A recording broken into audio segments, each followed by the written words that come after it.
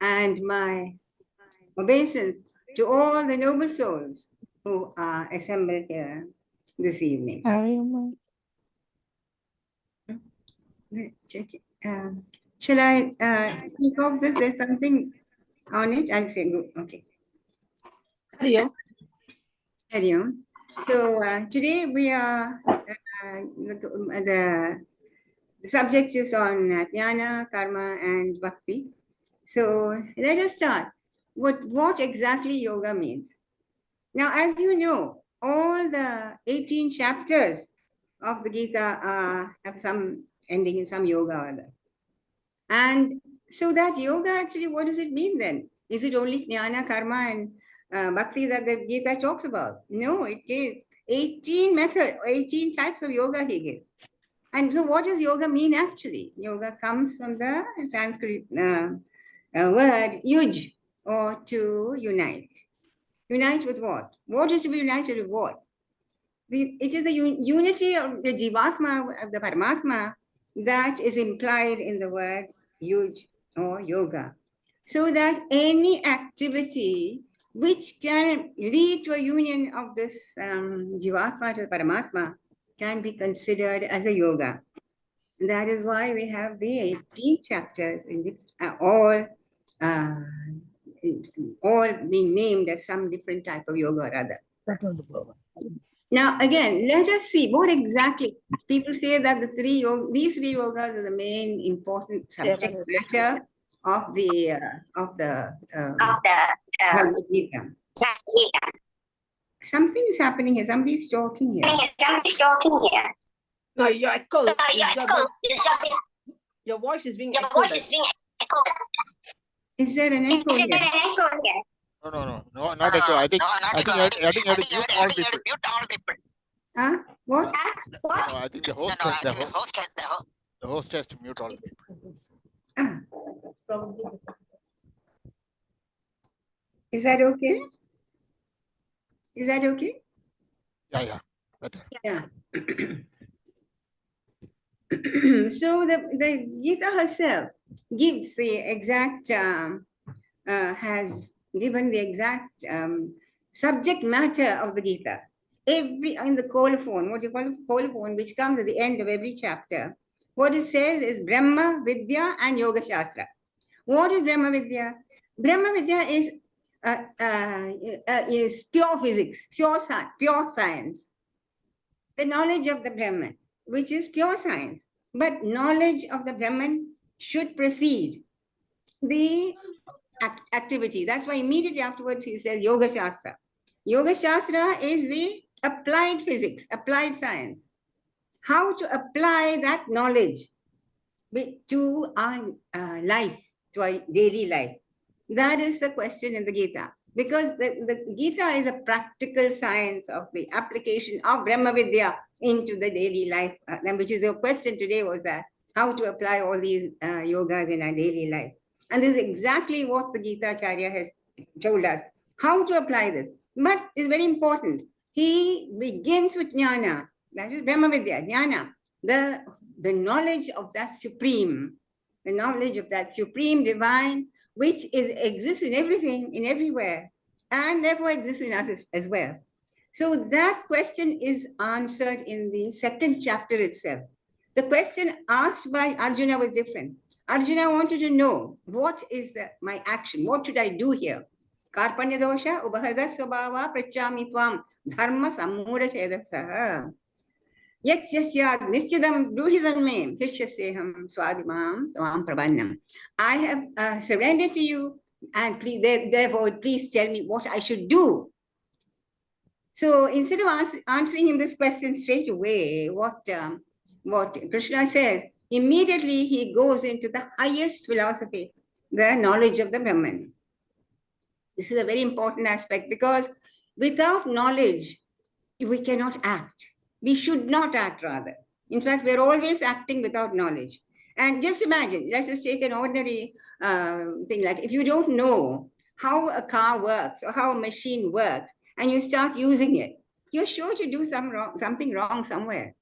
without knowing how electricity is a very great thing. But if that knowledge of how to use it is not there, you might get electrocuted. So knowledge is a very, very important thing, and which should precede action. So that's why in the very second chapter itself, Lord Krishna tells Arjuna not how he should act, but what he should know before he should act. So he said, Arjuna, he says, these people who are, you think that you are the doer, you think that you do something, you think you are going to kill these people. But I'll tell you something, there is a force, there is a divine force, there is an energy underlying everything, which can never be destroyed, never be destroyed. You understand? This energy can never be destroyed. Nasade vidyato bhavo na bhavo vidyate sadaha. That is, that which is real, that sat can never be destroyed. That which is unreal can never come into existence. This is actually a very simple axiom of physics, actually. That is, energy cannot be destroyed. It can only change its form. It cannot be destroyed. That's exactly what it is. Nasade vidyato bhavo na bhavo vidyate sadaha. So this has to be understood, that this energy is what is sustaining all this host of people who are standing in front of you, as well as you, as anything you can see, your horses, your carriage, whatever you can think of. That is the energy which is sustaining. That's the foundation of everything. Therefore, know that energy. Know that that energy can never be destroyed. You think you are a killer and they are being killed and you are killing them and you're doing this and you're doing that. It is all wrong. What is doing is that because that energy can never be destroyed. You may be able to destroy the pot, but you cannot destroy that space inside that pot. Similarly, if you just a pot of water you put a pot into a Ganga, for instance, and fill it with water. You can shatter that pot, but where does the water go? The water cannot disappear. The water is not destroyed by the shattering of the pot. The water goes back into the Ganga from which it has been taken. Therefore, there is no question of that you are grieving for that which should not be grieved. And he goes on to give him that highest knowledge, that Brahma Vidya, highest knowledge, that these people, you and I and all of us, are nothing but the energy of that Brahman. Knowing that, remember that you cannot kill anyone and you cannot be killed either. It's only the external facet that can be killed. This knowledge has to be understood before you can do any action. After that only, he goes into the technique of action, which is known as Karma Yoga. That, now again, what exactly is Karma? He starts Karma Yoga even from the second chapter onward. Second chapter itself, he gives a very basis of Karma Yoga. And what is the basis? That Karmanya adhikarastu ma bhaleshu kadajana ma karma vadaheduru ma de karmo akarmanaha. So the universe gives you one right, and that is only to do your duty. The universe gives you only one right. You demand your rights. I have a right to do this. I have a right to do that. I want to do this. I want to do that. But actually, you are not given that right. That to do things you are given, but you are not allowed the right to demand that you should get something in return for this thing, for your karma. Why is that? Because the law of karma, karma goes under the natural law called the law of karma. And what exactly is the law of karma? The law of karma is the third law of motion. Every action has its equal and opposite reaction. So that is the basis of the law of karma. It is a natural law. Every action has its equal and opposite reaction. So whatever you act, that action must have a return, whether you want it or not, and whether you will it or not, the return will come. And what is that return going to be based upon? It's going to be based upon the type of action you've done here now. So then what rights are you being given? He says only the right is to do this action here and now. Do this karma here and now. That is all the right that is given to you. You are not to be bothered about the future, because the future, the result of the action lies in a separate thing, which is not under your control. We think it's under control, that I can control. If I do certain thing, I will and must get the result of that action. We think that. But the fact is that this is a false presumption.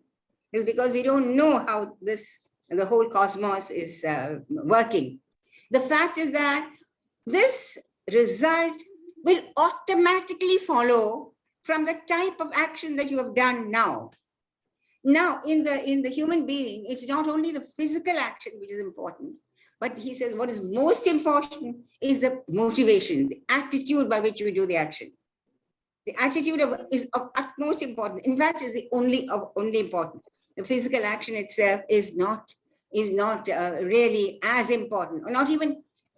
Of course, naturally, you do the physical action. You should do the best that you can. But apart from that, it does not. Your fate or your whatever you like to call it does not depend on that. It depends only on your attitude. Now, I'll give you an example. It's a newly married bride, let's say. She's walking with golden bangles up to her, right up from her wrist to the elbow. And the thief comes and tells her to give him the bangles, and she refuses. And he takes a knife and cuts off her hand. Now, very violent action. Now, what happens? Another person. In India, we have this, what they call ganna juice wala. That means they're making juice, cane juice. And it's a pretty old type of machine. They feed the cane into a machine, and he keeps grinding that on the other side, and it slowly comes out. And he's feeding with his hand. So once it happens that his hand also he feeds into the machine, and naturally it's smashed. And nobody does anything about it, and he's in pain. And eventually, by the time he's taken to hospital, the hand is already gangrenous. So what does the surgeon do? The surgeon has to cut off the arm in order to save the life. So exactly the same action, mind you. Both are exactly same actions.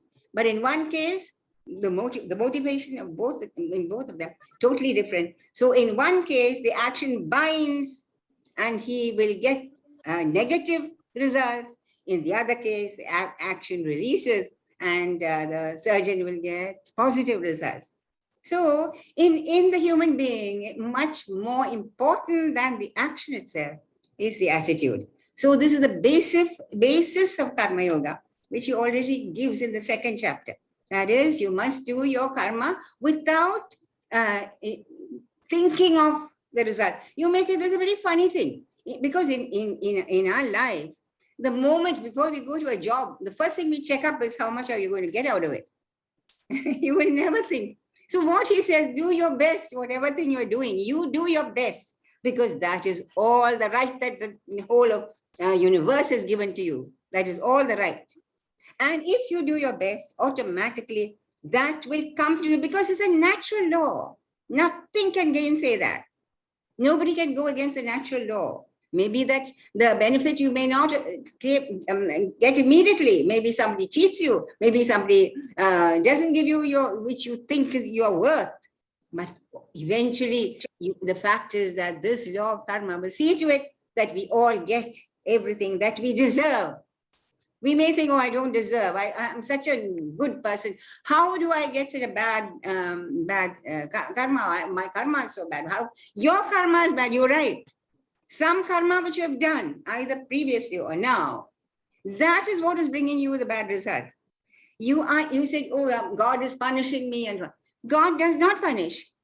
It is the karma which actually, the karma itself is the one which punishes. You are not punished for your karma, but you are punished by your karma. That is the whole idea of the karma yoga. That is karma yoga. So in karma yoga, the karma yogi is actually a free agent. He's much more free than we are. Because we're always thinking of what will come in the future. What shall I do? Constant worry about the future and regret over the past. That is our life today. With the result that we don't bother about what is happening to us now. This constant worry about the future, and of a future which is not in our hands. This is something we all have to understand if you want to live a happy life, stress-free life. As long as you think that this future is definitely in our hands, to that extent, you will be a worried, stressed out individual because you think you can somehow twist the arm of that law or whatever and get the type of result that you want to get. That is sometimes, of course, very often you get what the result that you think you will get. But even if you get that, remember, it's not because you have wanted it, but because you deserve it. Not because you wanted it, but because you deserve it. And whatever, the law is so beautiful, so wonderful, because it's a natural law. Nothing can go against it. For instance, the law, the nature of fire is to burn.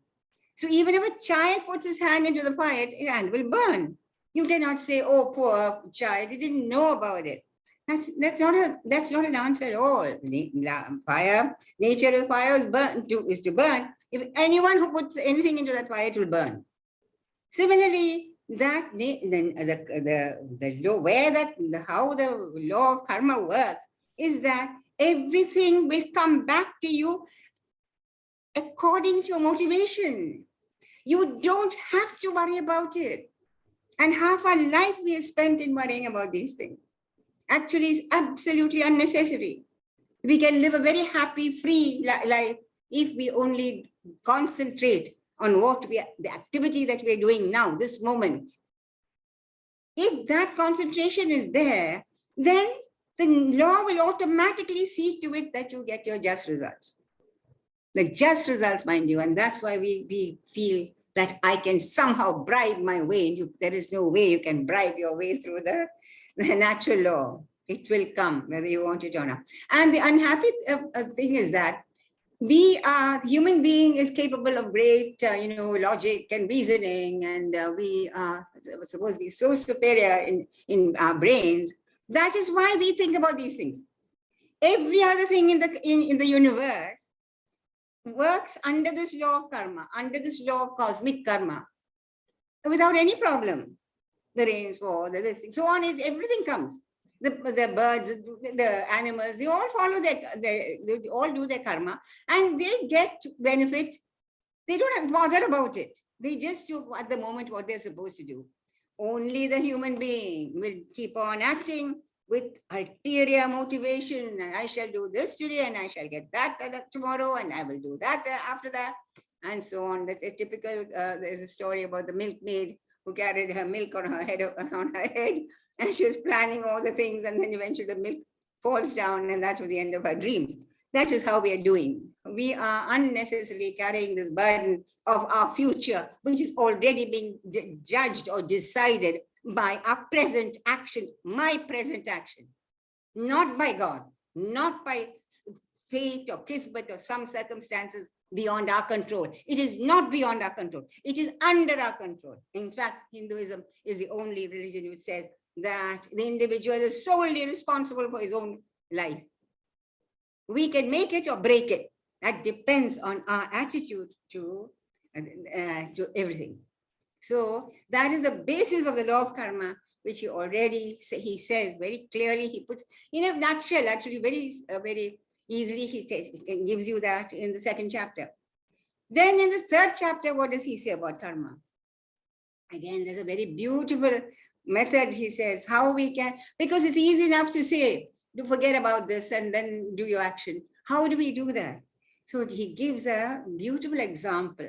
The example of yajna. Yajna means, your yajnas and yagas and havans we do. There's a fire, and we put certain things into the fire, and from that we get certain benefits. That's why we do the yajna. Now he says, do every action. He takes the esoteric meaning of that yajna, and he says, do every action as a yajna to that supreme being. He says, because the whole world, the whole cosmos was created as a yajna by that yajna Purusha. The Rig Veda gives the Purusha Sukta, which describes the form of that Lord as that yajna Purusha, who's the Purusha who's pervading all the worlds. That is, which means that, what does that mean? What is that idea of the Purusha? What is the meaning of that? What should that immediately make us understand? Now, let us take our own bodies, for instance. If our bodies are like, if my little toe on my right leg is having an itch on it, does anyone have to tell me that? Look, I think your right toe, a little toe on your right leg is itching. Does anyone have to tell us about it? Instantly, immediately, I know there is an itch on my right leg, right toe. Similarly, that great Purusha, that energy, that creator himself, he says he is the Purusha, which inclusive of every single thing in the entire cosmos. So that anything that happens anywhere in that cosmos, even if a leaf falls just down or from the tree down to the ground, immediately he knows it. Immediate. That is the beautiful allegory of the Purusha, which is going to that. There is nothing which he does not know. Everything that happens in this is immediately known by him. Therefore, why are we worried about this future? Do the work that is given to you to do, like every animal does. They do their duty. They don't bother about the results, and they automatically get the results which was owed to them. But we alone will keep our sankalpa. All that sankalpa buddhi is there for us. Sankalpa prabha kaman. He says, sarva sankalpa sannyasi, who has given up all sankalpas. He is truly a very, very calm and peaceful and happy person, contented person. Happy, we don't say, because when happiness is always connected with unhappiness. That we live in a dualistic world. So this, in the 3rd chapter, he says, the whole creation was made by that Yajna Purusha as an offering. The whole creation was made as an offering. The sun does not shine for its own. The sun shines for everybody's sake. It does not shine only on the good and reserves its rays from the bad. The rain falls for everyone. The flowers bloom for everyone. Stars that everyone can enjoy. The whole of the cosmos is a giving, only giving and giving, never thinking of getting anything for itself. That is called yajna. That is called yajna. So that, but in this orgy of self-giving, which the whole cosmos works, human being alone stands selfish, depraved, because he says, he demands that he alone should be the enjoyer of the fruits of his action. The mango tree gives mangoes to everyone. It never keeps even one for itself. But we demand that if I plant a mango tree and it starts to giving fruits, I alone should be the enjoyer of those fruits. The neighbor's child cannot come and steal it. The monkeys cannot eat it. I alone should be the only enjoyer. And I said, this cosmos is built on this idea of yajna, that everything is as a yajna. So that attitude is what he takes that and tells us to do. That every action we do should be done as a yajna to the yajna Purusha. And what are these actions? Any experiences we have of the world. How do we experience this world? Through the eyes, through the nose, through the ears, the tongue, touch. These are the 5 elements. And these 5 elements are experienced by us through our 5 sensory organs. So every time we see something, offer it. I see a beautiful sunset today. Am I seeing it? No. Who is the enjoyer? He, that divine which is in me. He is the true enjoyer. Because if he is not there, can I enjoy anything? If that enjoyer leaves this Sharira, what is left? It's a Shava, not a Shiva anymore. It's just Shava. Nobody wants it anymore. So that Yajna Purusha, which is in everything, is also in us. So try to make this attitude.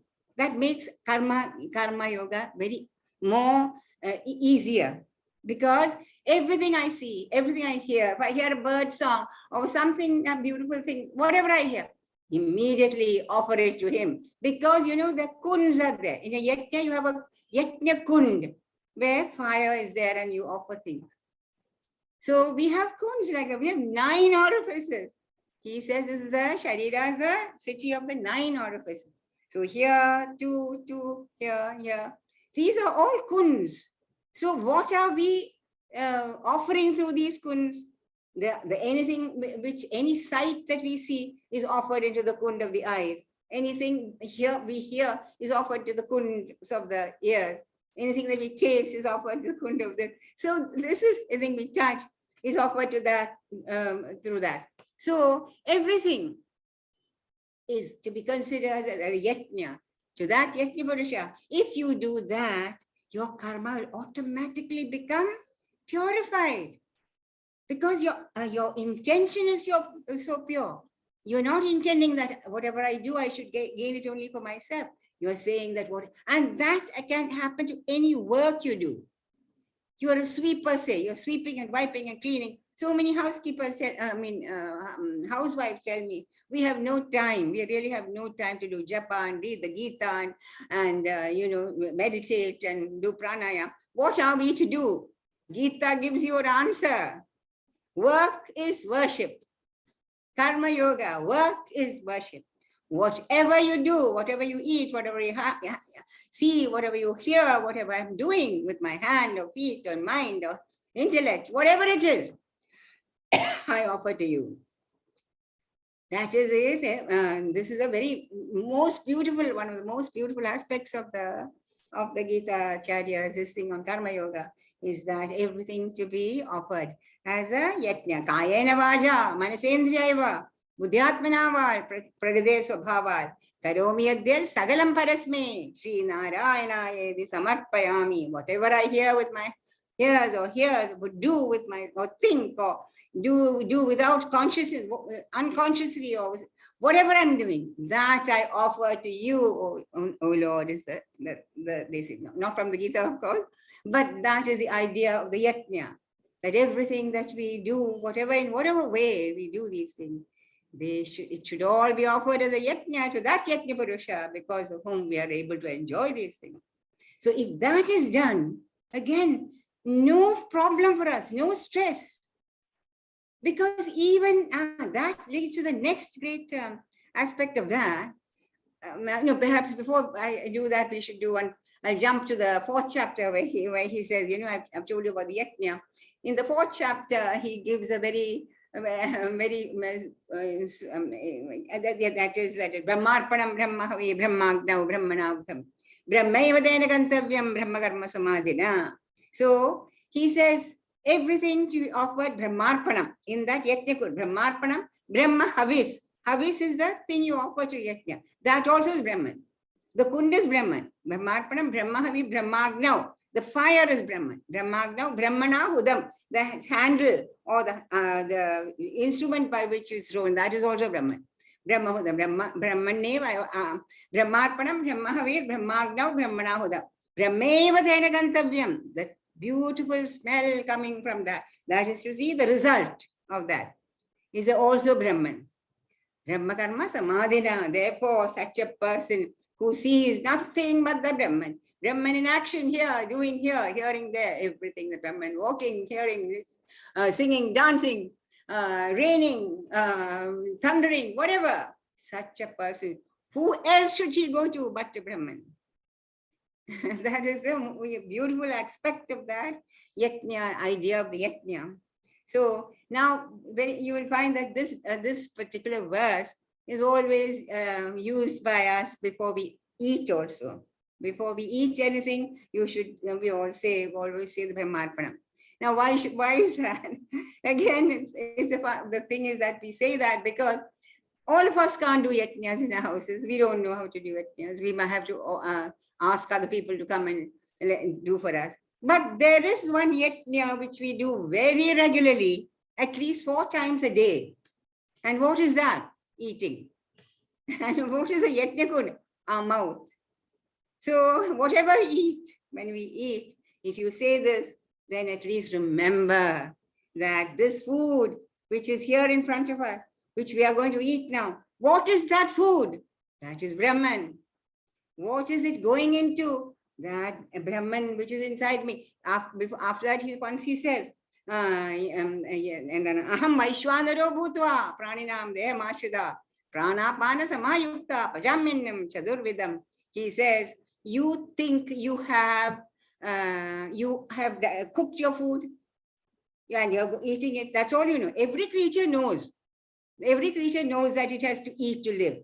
But the creature's knowledge ends with the mouth. Any creature, it takes food and puts in the mouth. That's it. That's all it knows about the food.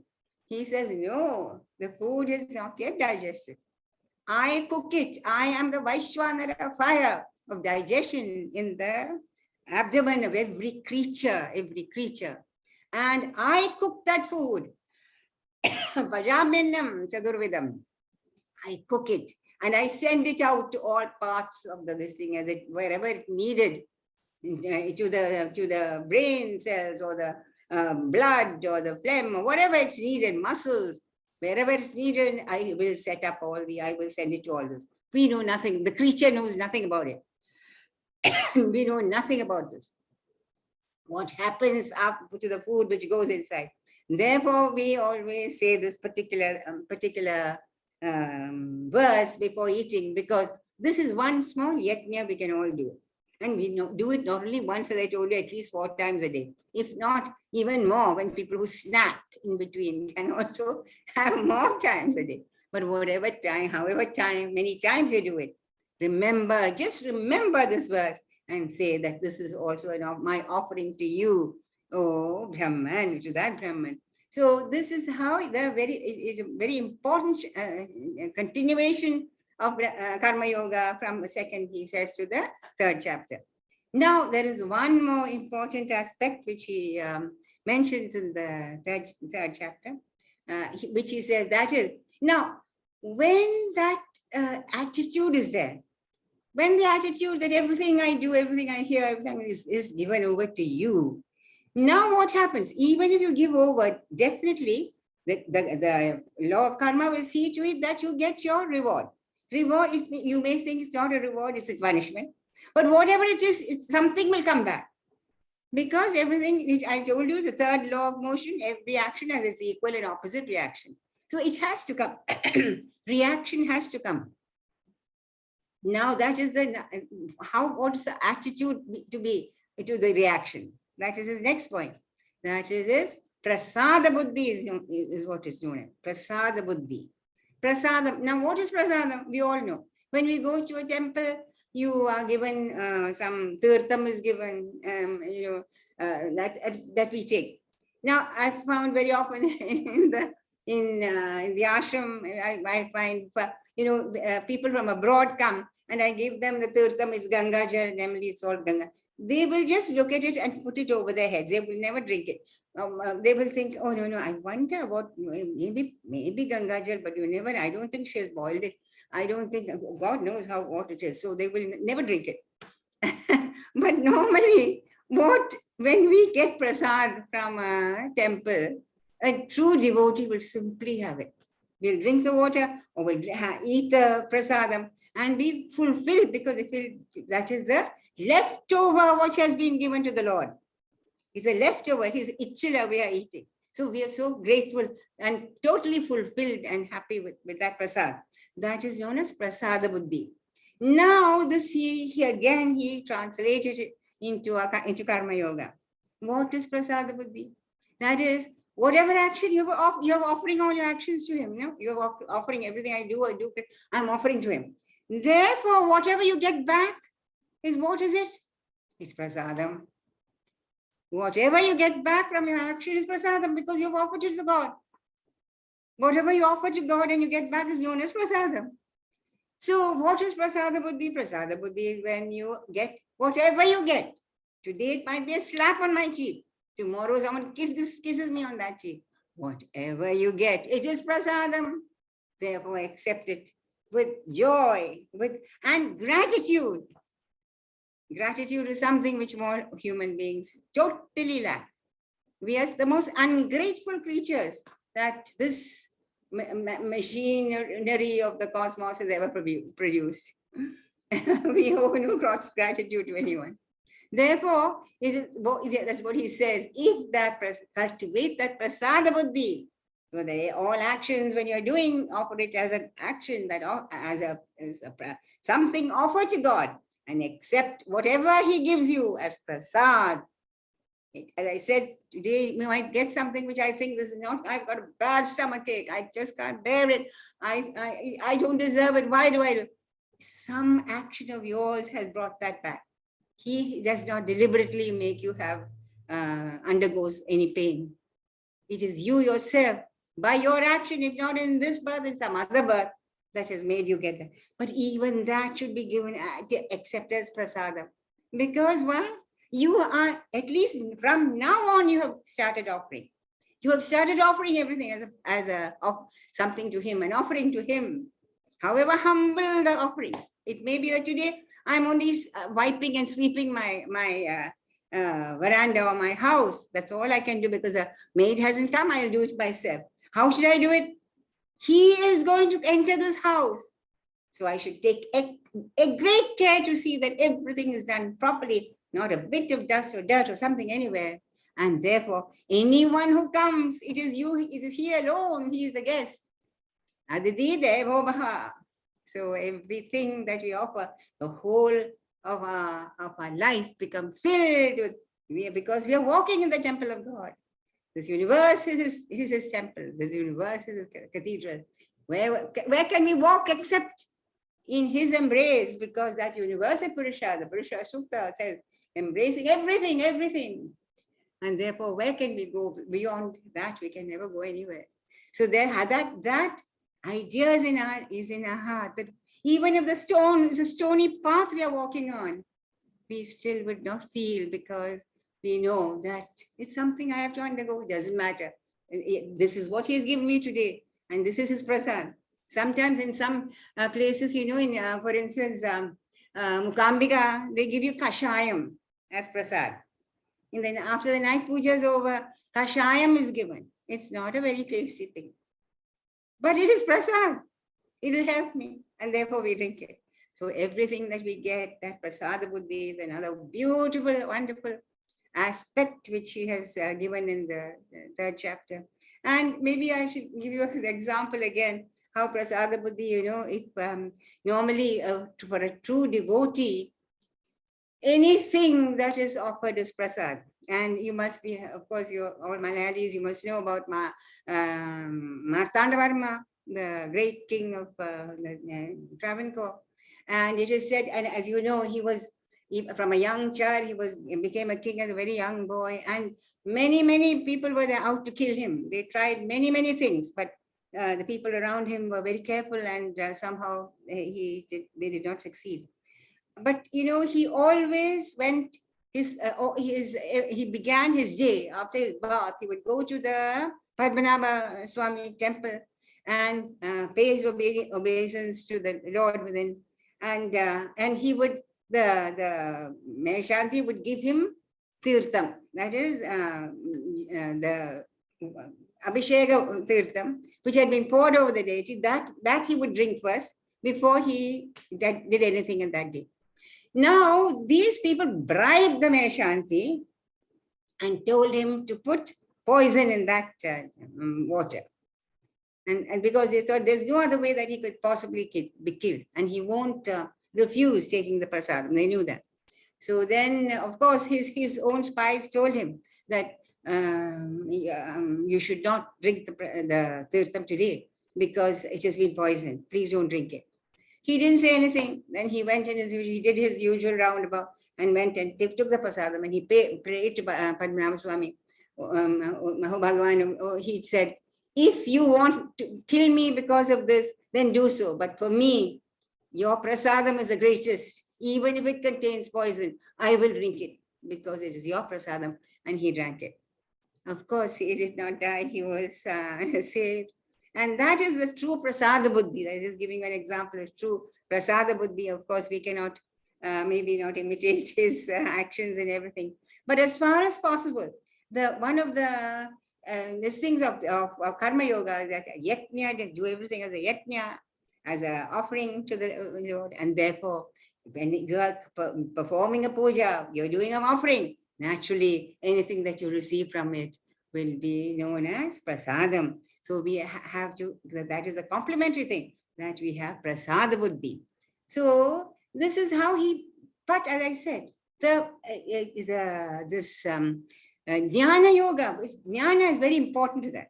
Before that, you have to know what is this whole universe about? Who are you? Where do you come from? Why have you come to this? All this knowledge has to be known before you can act like that.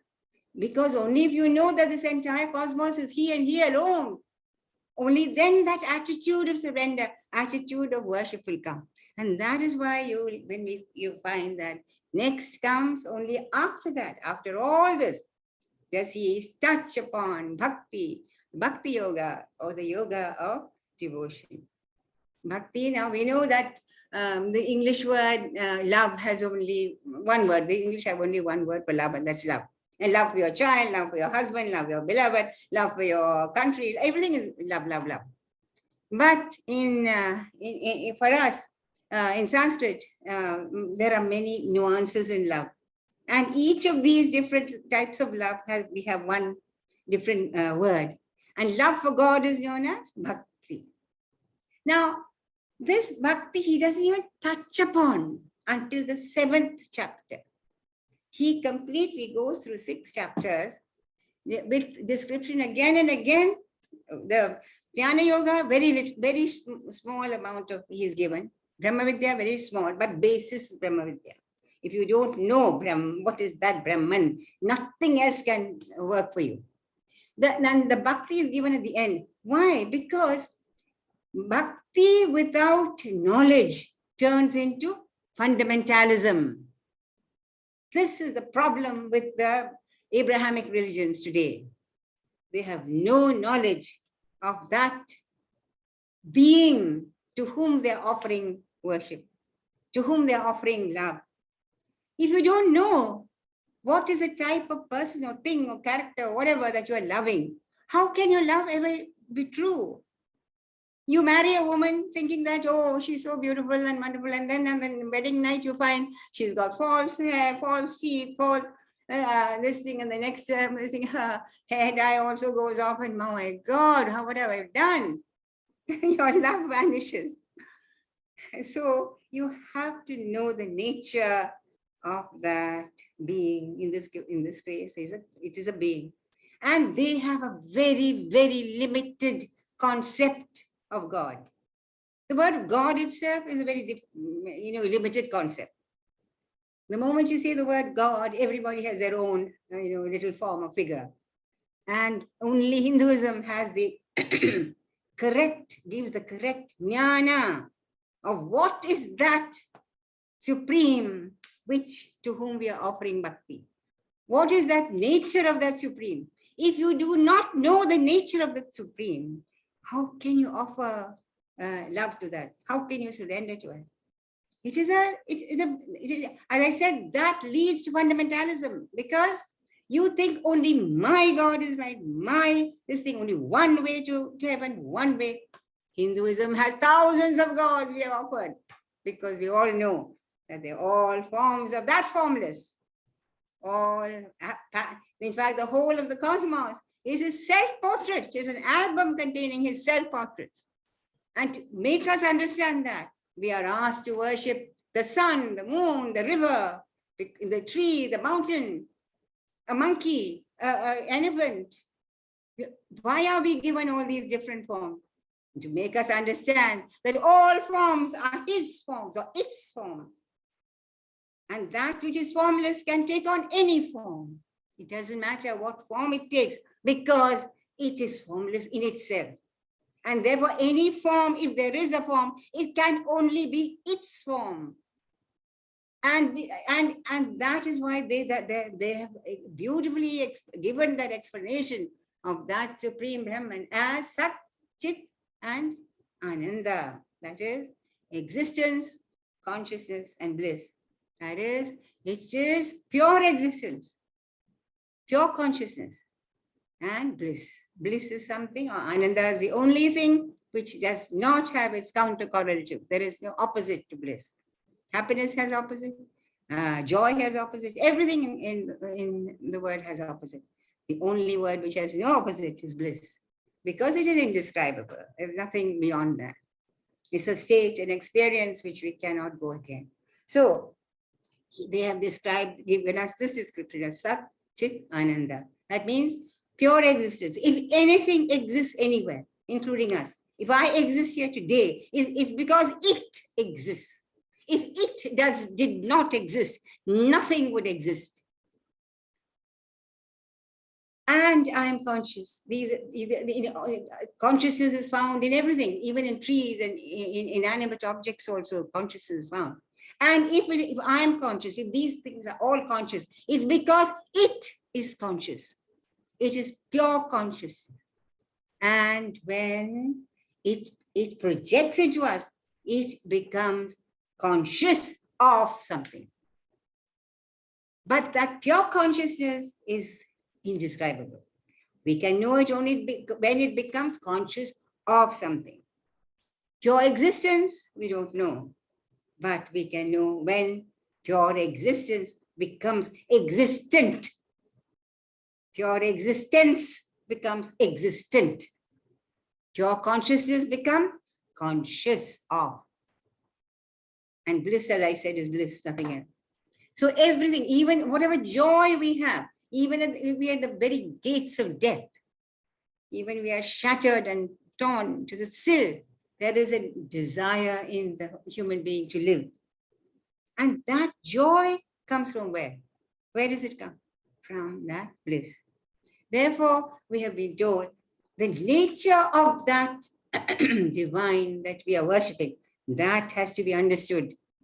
It is not limited to one little God sitting somewhere in the heaven. It's not limited to something put in one book. It is that which is available at all times, at all space, beyond time. Desha, Kala, Nimitta, these are the constrictions of the mind. The mind cannot go beyond that. But that is beyond that. Therefore, in order to make us understand that Jnana gives us that it is existence, pure consciousness, and bliss. So that understanding is the very basis of our karma, and it is the very basis of our bhakti. If that is not there, as I said, that because all the Abrahamic religions are very high bhakti cults. They are bhakti cults. Because they are prepared to die for their God. We are not prepared. We are not asked to die for our God. We are asked to live for our God. Because He's given us everything so beautiful, everything necessary for a wonderful life. So why not live? That's what He wants us. That's why He put us into this. He's not asking you to die, to give His life, to prove that He exists. He doesn't need your death to prove that He exists. So the concept, the basic of any religion, there has to be a concept of God. That is what a religion is about. And if that basic concept of a God is wrong, then the entire edifice is a shambles. It's false. It's absolutely false. It cannot take you anywhere. This is the point that in the Gita also, He gives the foundation of Jnana Yoga. And then on that, he says, do karma, having known that being to be in everything, having known that being to be everywhere. Whatever you do, whatever you think, whatever you act, whatever you eat, doesn't matter what you do it as an offering to me, because I'm in everything. I am in everything.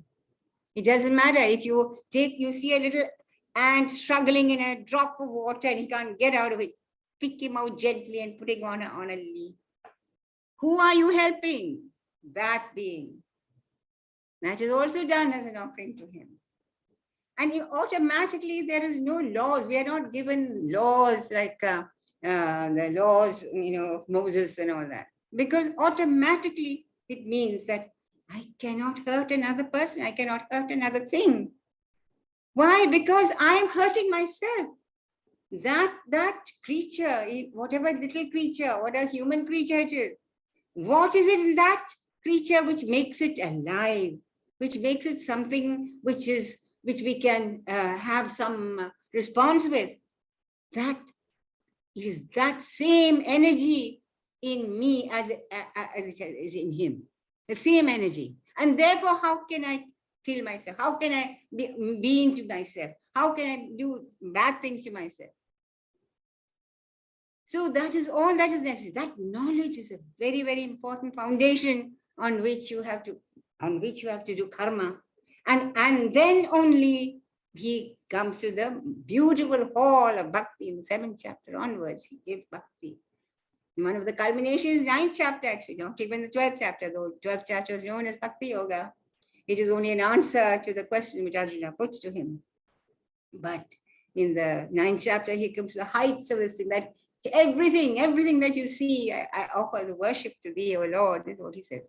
And ananyachantayanto mam ye jana patripasade tesham nityabhayuktana yogakshemam mahamyaham. At that time, there is the difference between that creature creation and that creator is no more there.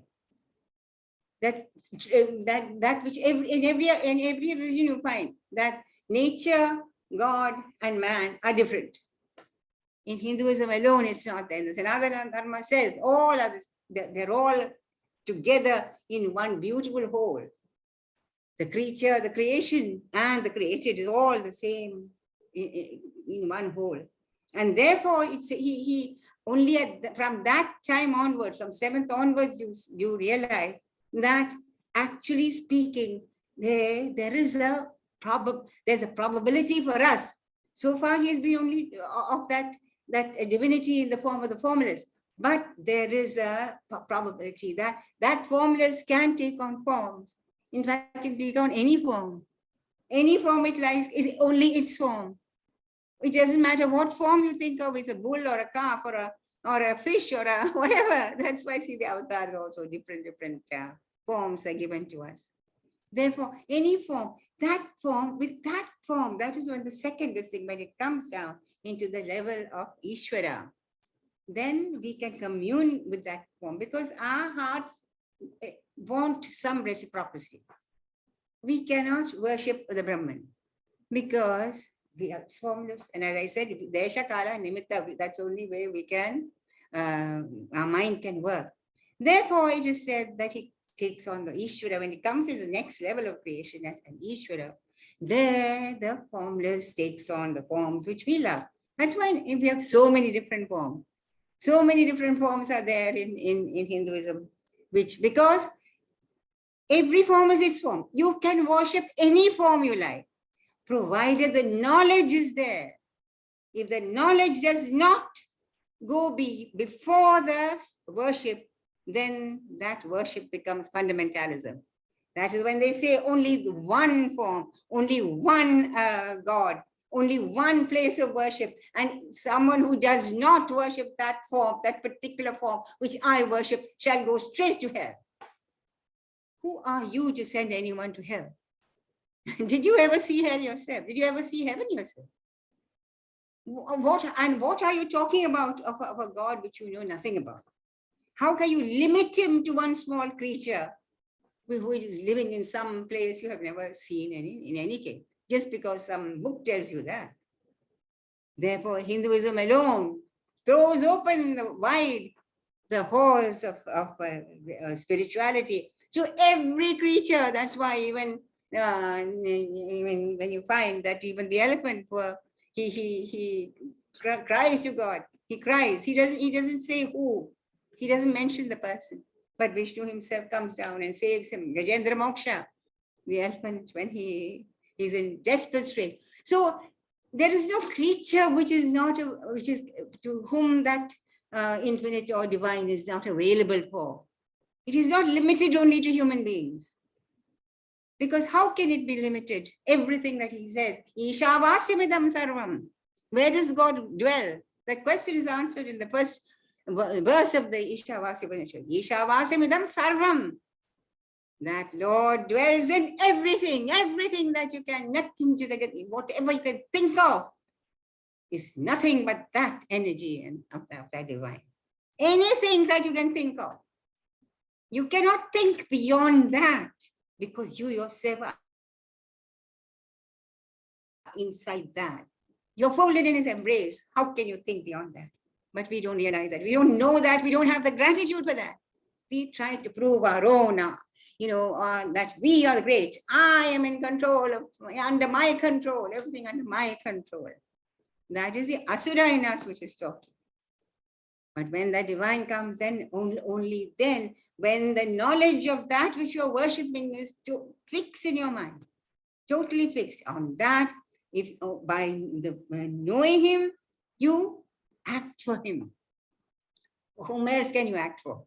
What if even if I do yawn, Hare Krishna, you say.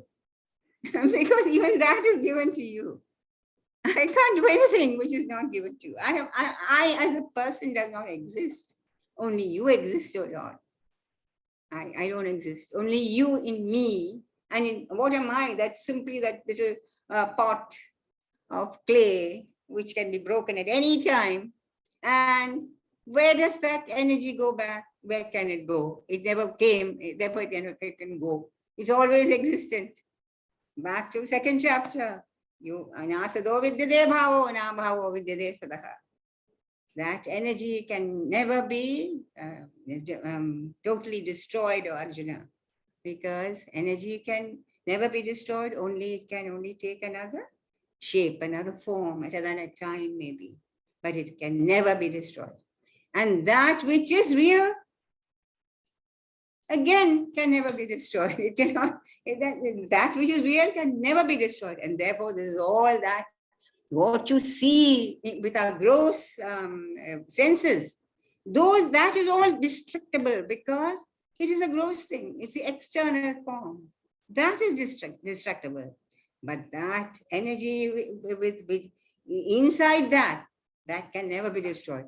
So the whole of this thing, the Jnana, Karma, and Bhakti are totally related to each other. So when we come to that height of Bhakti, then you realize, and as I said, that he says, Ananya chintayanto mam yejana padyavasade tesham nityabhyuktanam yogakshemam vahamyaham. I will myself see to both the spiritual as well as the physical necessities of my devotee, he said. What sort of a devotee is it? Ananya chintayanto nam yejana padyupasate. Ananya chinta, what does it mean? Unwavering thought about me alone. Bhagavan is a very, very strict lover. He doesn't allow you to think of anything else. Everything else, your thought should be only about me. Ananya Chinte. If such a person is there who gives Ananya Bhakti is there, then that word he uses many times, Ananya. That is without adulteration. Anything, when you put anything above him, when you put money above him, when you put your power and pride and all this above him, that is, you are not giving Ananya Bhakti. That means you think something else is great. Whenever you ask him for anything, in fact, you are putting that thing more higher than him, isn't it? Because he's the highest. Why don't you ask for the highest?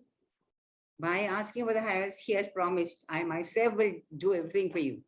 So why are you worried? Why are you constantly asking for this and asking for that and trying for this and trying for that and worrying about the future, which is rushing towards us as fast as the way we are acting now? In exactly the same way, that future is rushing towards us.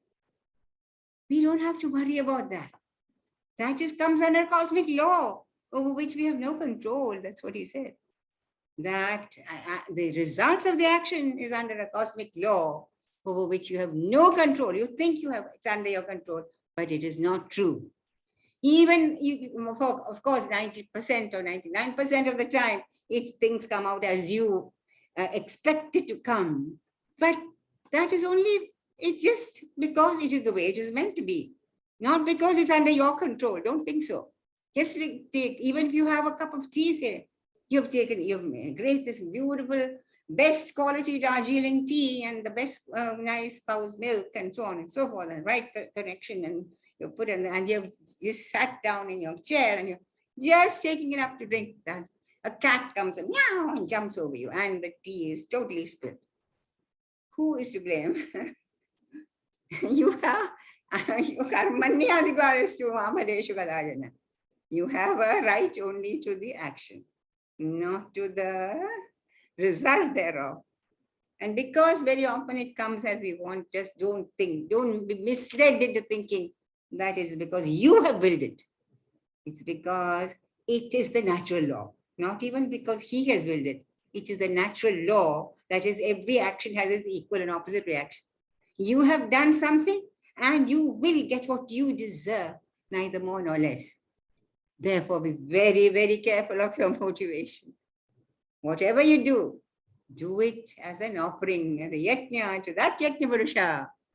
And then indeed you will find that the results will come as it has to come, because it is a natural law. You don't have to beg for it. You don't have to ask for it. You don't have to fight for it. You don't have to worry about it. It will come. And at even then, the last point is that even though all this is going on, and you may think it's entirely, have you no sympathy, have you nothing to do with it? Yes, Bhakti Yoga comes at the end to say that anyone who thinks of me all the time, who gives everything to me, that person, I myself will be his slave. I will be his slave. I will do everything for him. There's nothing, nothing so precious to me as such. In the Bhagavad Purana, he says, there's nothing so precious to me as even one drop of tear from my bhakta's eyes, Uddhava, he says, is so precious to me. Therefore, anything that the bhakta cares for, he himself will see to it that we get it. We don't have to worry about it. That is Bhakti Yoga. It's a beautiful connection of basis, definitely the foundation has to be Jnana, the knowledge of what you are worshipping. And having had that knowledge, do everything as a seva, as a yajna, as an offering to him, accept whatever he gives as prasadam, and just love that being who's without which you cannot breathe, which you cannot see, because that being is ever with you. And then relax, enjoy life. The world is given to you with such beauty there is. You don't have to bother about it.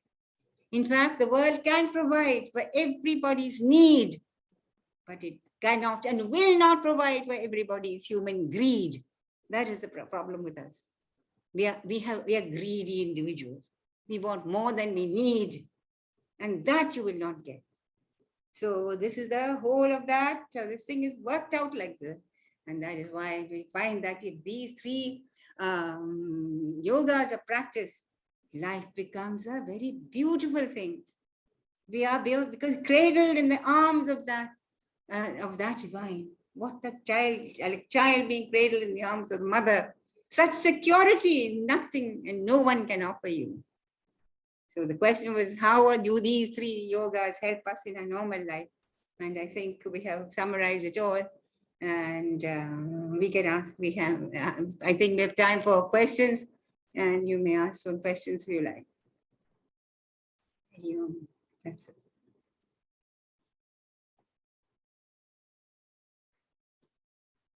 Yeah, any questions? How do I get the questions? Will I see it here, or how does it work? Yeah. I think Devi is the host, right? Devi can we can actually enable people to unmute themselves, and then people who have questions can ask questions. So yeah, now you can actually unmute. We can actually unmute. People who want to ask questions can unmute themselves and ask the questions. From Rekha to everyone. Hari Om Ma, I'm curious, when we hear the song of a bird, how do we offer that to him? The That is very easy indeed. Because when we hear it, who is the hearer? Who is the hearer? Supposing that that divine was not in you, you could not hear. As I told you, once that divine leaves this body, it becomes shava. It's a corpse. It cannot hear. And hearing, actually, the organ might be quite perfect. The eye organ also might be quite perfect. In fact, you remove it and send it to some dead body, you can see, isn't it? The organ is perfect. But without that hearer, you cannot actually hear. So easy to give when you hear the bird song, I'm offering it to you, the divine who is hearing it, who is in me.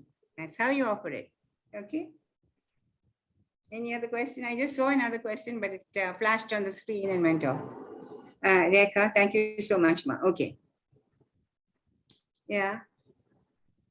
Can you see the, Yeah. Okay. can you see the How question? do you understand that the nature of non-living beings is also Satchitananda? How is a house or a rock conscious? And if it is not, then can you logically claim, using the same arguments as Mandukya, that these non-living beings are part of also Brahma? Because there is nothing. Is it existent? Is it existing? Is a house or a rock or a tree, or is it existing? It is existing, isn't it? And where does existence come from? That pure existence of the Brahman. There is only one existence, only one consciousness. And that is that Brahman. So you can logically claim that it is also the Brahman. Okay? All what you call non-living things are not non-living at all. They have a certain amount of, they have Sat, they have Chit also. Yeah. Anything else? Yeah. Anything else? Any more questions? I have a question. Yeah. Can I, in the Lalita Sahasranamam, we say that Jada Shakti and Chit Shakti. So Chit Shakti and so Jada Shakti is that of the Jada, as well as is also the Divine Mother, and also Chit Shakti, which is actually the consciousness part. Yeah. So is there a difference between consciousness and which is of Jada as well as that of the non-Jada, the living being? Yes, because now we have come down from that. The highest is that Brahman, the all consciousness, all pure. From that, when it comes to the portion of the Ishvara, there is a slow there's descent of that pure consciousness. And in that Jada, the Shakti comes. The Shakti is also Jada Shakti, which is actually Ichcha Shakti also will come in that. Ichcha Shakti and Jnana Shakti comes in, and then it is Kriya Shakti comes out. The Kriya Shakti is that of the mother when in creation. She is nature. She is nature. The nature of the whole thing is the whole of Prakriti.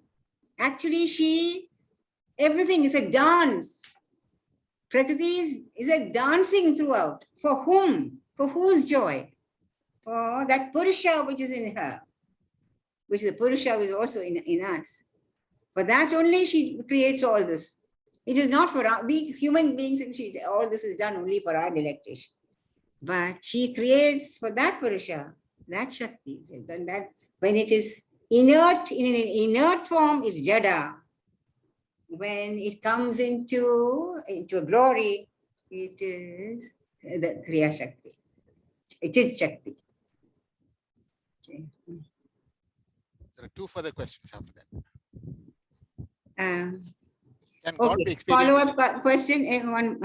Before this one, can God be experienced? There is one here called, can God be experienced and benefited from?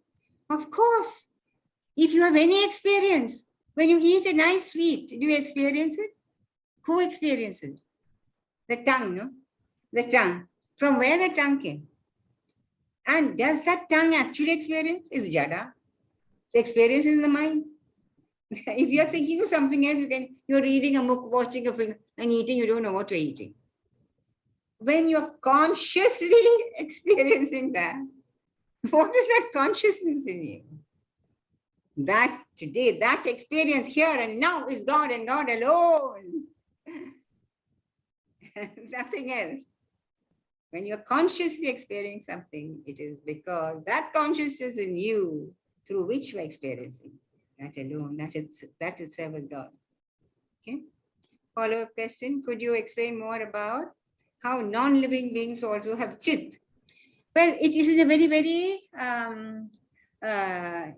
shall I say, very subtle form they have. Not, of course, we have the living beings, and you can't really call them non-living. Though there even rocks will grow, Rocks grow. And you are calling a tree is not non-living. You might probably think of rocks and stones and mountains, so on. They're not non-living.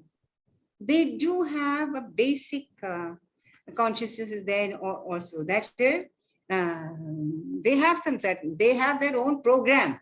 They're programmed, not like human beings. They're programmed. And therefore, they all have that basic little bit of consciousness. Even an amoeba has that basic chit consciousness, how it should split and go into more things. The virus has that consciousness. Where does that consciousness come from? But from the Brahman itself. Okay. Okay, any other question?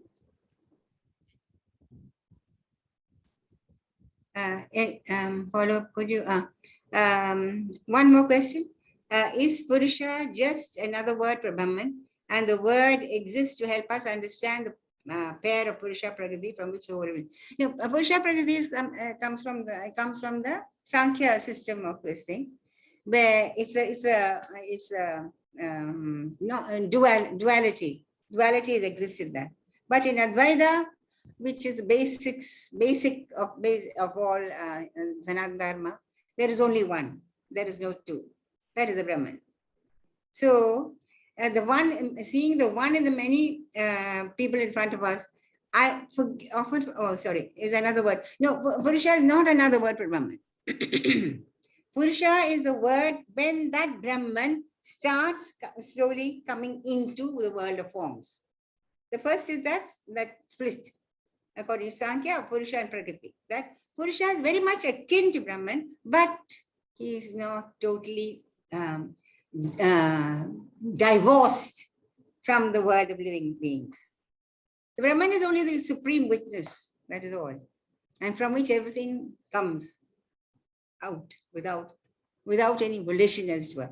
But in order to explain this word, Sankhya is a philosophy which we all follow because it's easier for us to understand that there is a split, there is Purusha and Prakriti. Purusha is again only the witness, Prakriti is the creatress, the one who does everything. So that is, so you have seeing the one in the many people in front of us. I often forget in the heat of a difficult moment, think of him and him standing in front of me in the form of another person. Do you have a trick, Ma, that allows us to see the divine in the other at all times, especially in a difficult moment? Okay, I have no trick, dear, but it is only a question of practice. Abhyasa, he tells. Abhyasa and Vairagya are the two ways he tells us to, how can progress. That is, every time, even sometimes a mosquito coming and biting me, I just think, oh, are you biting him? How much of blood can you get out of me? I suggest you go out, and that is a much better place for you. So whatever some little things are there, I try to throw them out. Or I try to deter them from coming.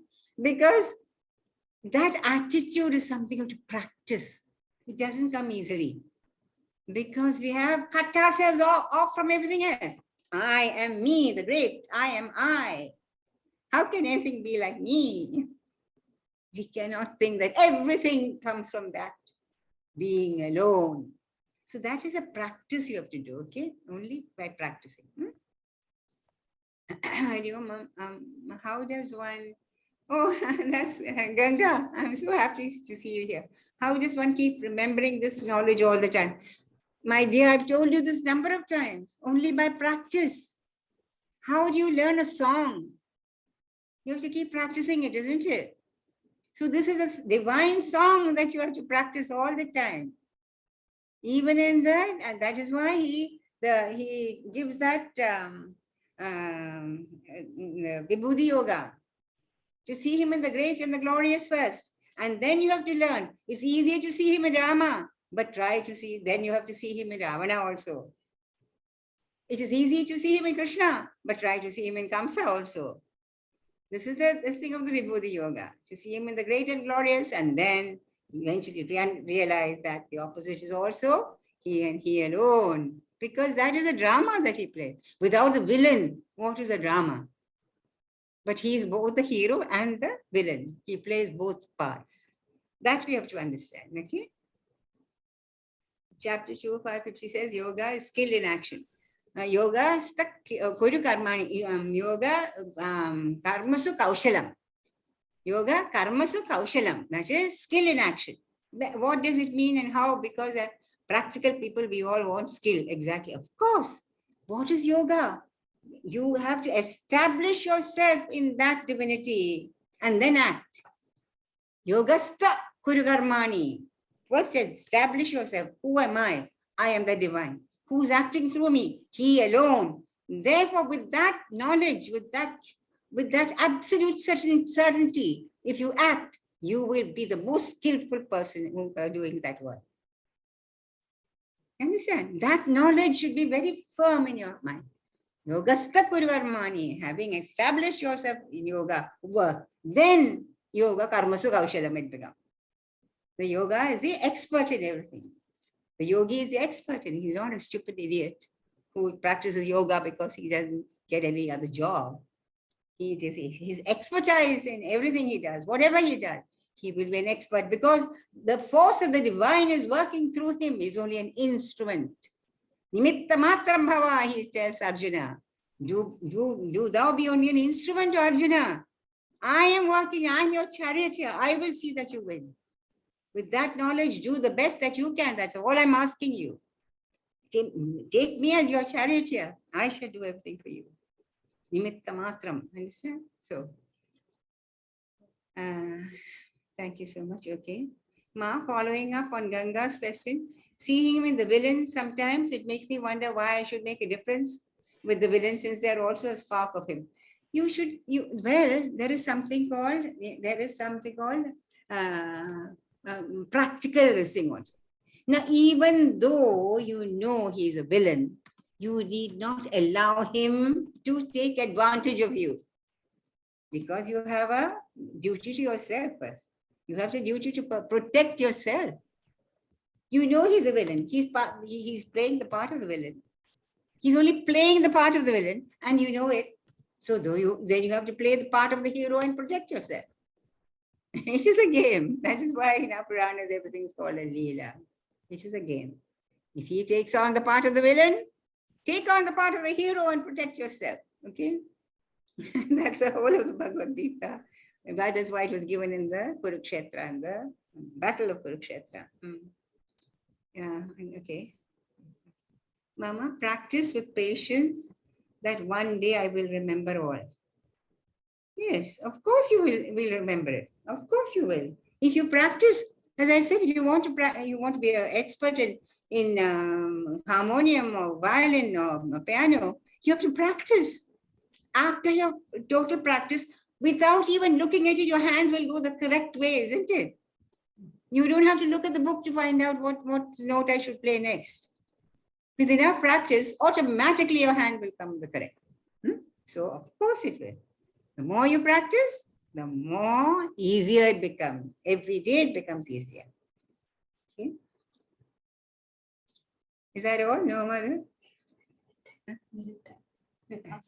Oh, we have passed the time, I hear. Anyway, how to eradicate fear from our mind, Ma? Fear exists only when there is duality. When you think that everything is other than you, everything is an enemy, everything is something different, then fear will exist. When you see everything as that, a force of that divine, there is no cause for fear. You don't fear yourself, do you? Sometimes, of course, we do, but it's not a real fear. But so when we see everything as him, we have no more fear. Thank you, Mama. Hari Om. Thank you, Ma. Blessed Hare Krishna. So I think have we finished? I think have we done with that? So we will stop for tonight and say the Chanti mantra. Om Sarvesham स्वस्तिर्भवतु सर्वेषां शान्तिर्भवतु सर्वेषां पूर्णं भवतु सर्वेषां मङ्गलं भवतु सर्वे भवन्तु सुखिनः सर्वे सन्तु निरामयाः सर्वे भद्राणि पश्यन्तु मा कश्चित् दुःखभाग् भवेत् ॐ शान्ति शान्ति शान्तिः हरि ओम thank you for having Thank you me. so much, Mataji. Thank you. Yeah, Thank you, Mataji. Thank you. I'm very happy to have Thank you so much, Mataji, for your Hari wisdom. Om. Hari Om. Thank you. I hope you will send me